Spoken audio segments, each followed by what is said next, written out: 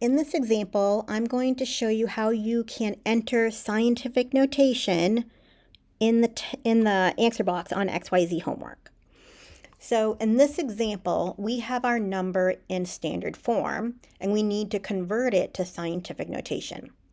When we have a number in scientific notation, we have to make sure that there's only one digit to the left of the decimal place.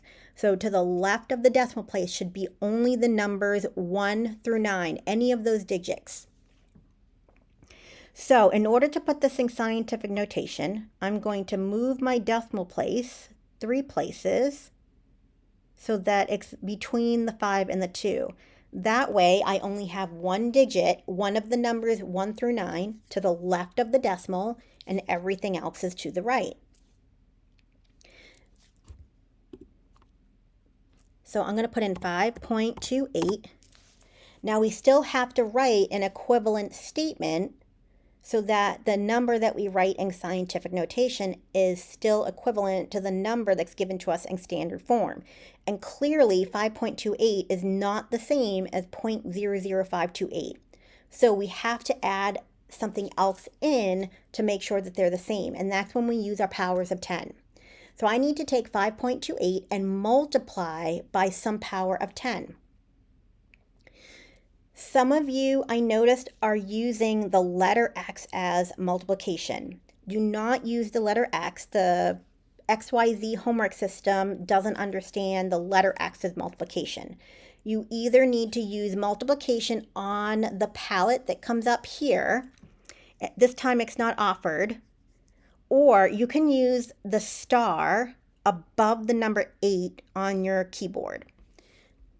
Sometimes you'll see this down here too that says enter a number using scientific notation. It will give you a hint.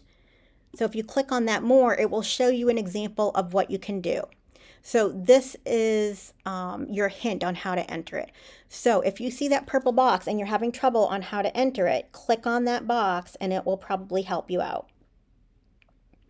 Now, since this doesn't have the multiplication key on here, I'm going to use the star button above my number 8 on my keyboard. So I have to hit Shift and then 8. Now when I do that, it's not going to come up looking like a star. It's actually going to come up as a dot. So I'm going to hit Shift 8, and there is my dot for multiplication. And then I'm going to put in 10, and then I'm going to raise it to the power of, we moved it 3 places, so I want to have a 3 in there. But now the question is, should it be a positive or a negative 3? If I take 5.28 and multiply it by 10 to the third, that's going to give me 5,280. So that's one way you could do, is you can check by multiplying it back out to see if it works. Another way you could look at it is if you have a small number, so you have a number less than 1, you are going to use negatives because that means you want to move your decimal to the left to put it in standard notation.